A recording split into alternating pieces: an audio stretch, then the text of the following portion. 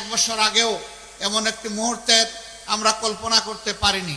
আল্লাহ তাআলা শত শহীদের রক্ত, মজলুমানের চোখের পানির ফুটা, পঙ্গু এবং আহত ভাইদের হাজারি শুনে এবং কবুল করে বাংলাদেশের মানুষকে 2024 সালের 5ই আগস্ট ফ্যাসিবাদের হাত থেকে মুক্তি দান করেছেন।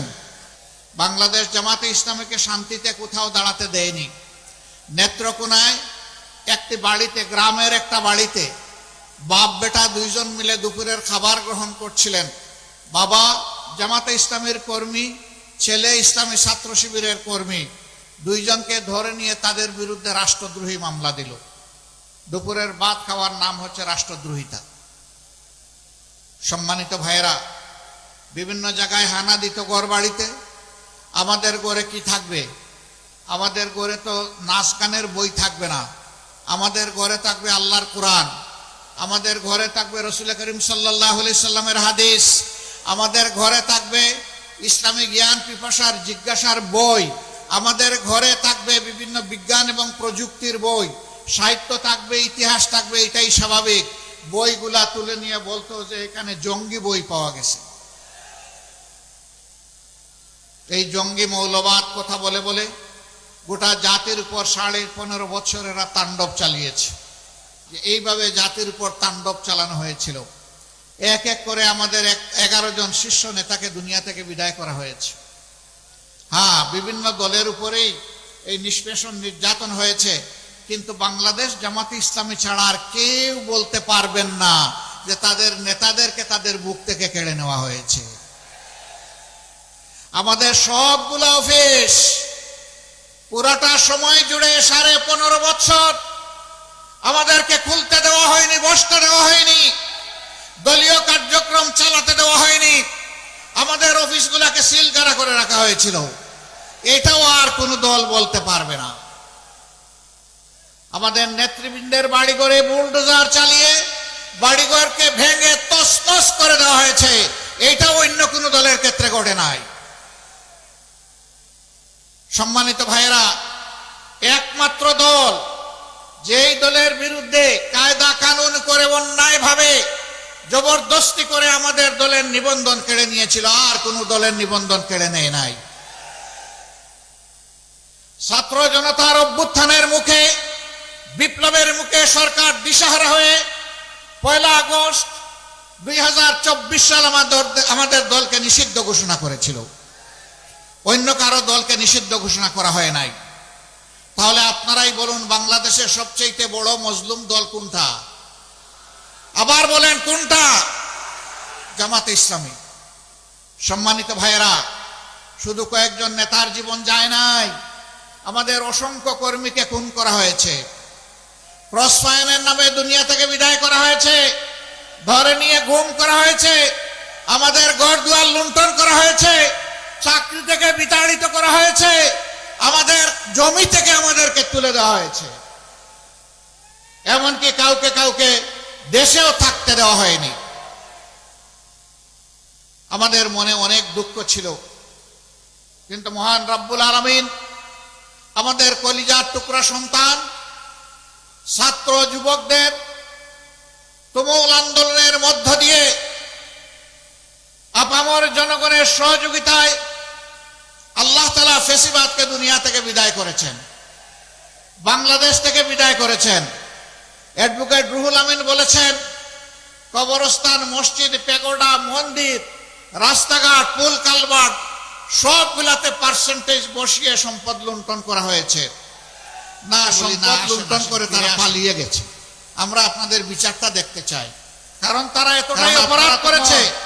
বহু দেশপ্রেমিক মানুষ, আলিম উলামা, হাফিজ, আইতাম এদেশের বিরোধী দলের দেশপ্রেমিক নেতা কর্মীদেরকে নির্বিচারে খুন করেছেন। বিচারের নামে প্রহসন করে তাদেরকে দুনিয়া থেকে বিদায় দিয়েছেন। আপনারা তখন বলেছেন আমরা কিছু করি নাই, আদালত সব কিছু করেছে।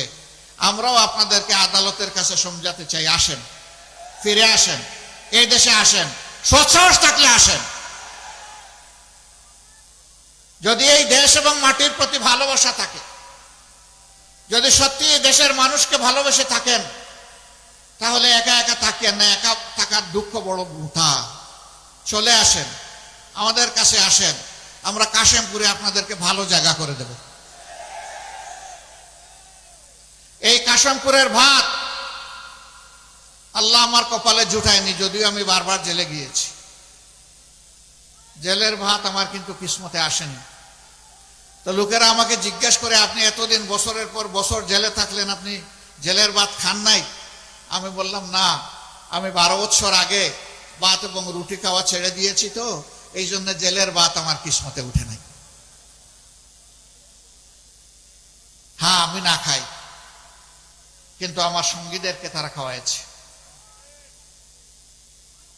আমিও বাধ্য হয়ে সরকারের পচা বাসে যা ওখানে দিয়েছে খেতে বাধ্য হয়েছি। তাতেও আমাদের কোনো দুঃখ নাই।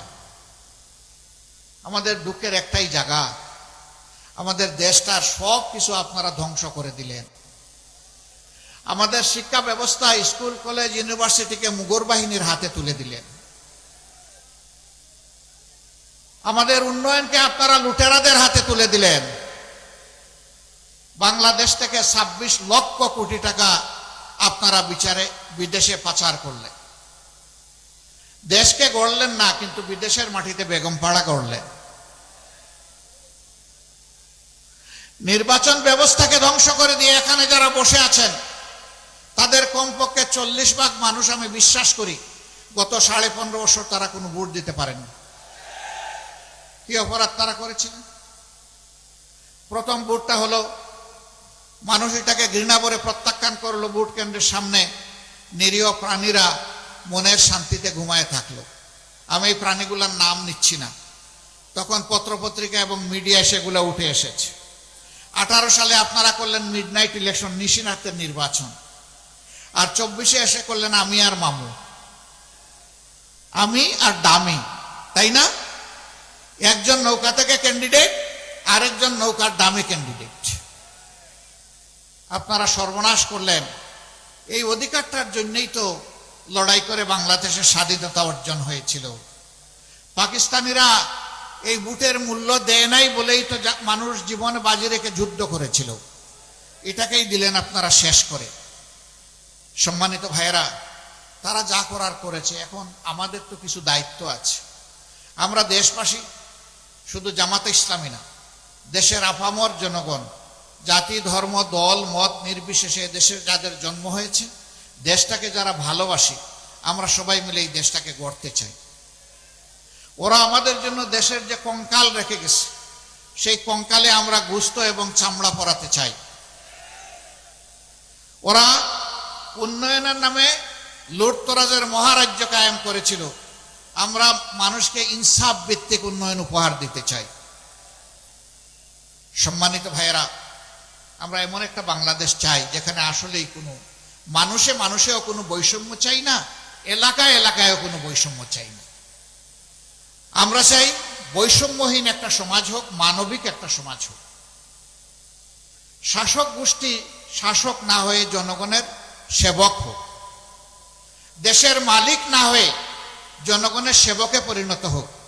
আমাদের দুর্ভাগ্য, ভোট নেওয়ার সময় বাবা ডাকে, ভোট নিয়ে ক্ষমতায় যাওয়ার পরে আর শালা ডাকতেও লজ্জা লাগে। বাবা তো ডাকেই না। ভোটের সময় আপনি না দেখলেও বলে, চাচা আপনাকে সালাম দিয়েছি, আপনি খেয়াল করেন নাই, আসসালামু আলাইকুম। আর ভোট পেয়ে যাওয়ার পরে আপনি সালাম দিলে ওই দিকে মুখ ফিরায়, যেন আপনাকে কোনোদিন দেখেই না। এটাই তো আমাদের দেশের চরিত্র, তাই না? হ্যাঁ, সবার না, কিন্তু অনেকের, যে তাদের রক্তের উপর দিয়ে এখানে চাঁদাবাজি হবে, তাদের রক্তের উপর দিয়ে এখানে দখল বাণিজ্য চলবে, তাদের রক্তের উপর দিয়ে এখানে ঘুষ বাগ বাটোয়ারা চলবে, এইখানে নিরীহ মানুষকে মামলায় দিয়ে মামলা বাণিজ্য চলবে। এই জন্য কি আমাদের সন্তানেরা জীবন দিয়েছে? নো। তাদের একটাই স্লোগান ছিল, উই ওয়ান্ট জাস্টিস। আমরা ন্যায় বিচার চাই, আমরা দুর্নীতি চাই না, আমরা বৈষম্যহীন বাংলাদেশ চাই। সেই বাংলাদেশ এখনো কায়েম হয় না বলে আমাদের সেই বুকের সন্তান বীর যোদ্ধারা আবার স্লোগান তুলেছে, আবু সাইদ মুক্ত, শেষ হয়নি যুদ্ধ। আমরা তাদের কণ্ঠে কণ্ঠ মিলিয়ে বলবো, ঠিকই তোমরা বলেছো, আবু সাইদ মুগ্ধ, শেষ হয়নি যুদ্ধ।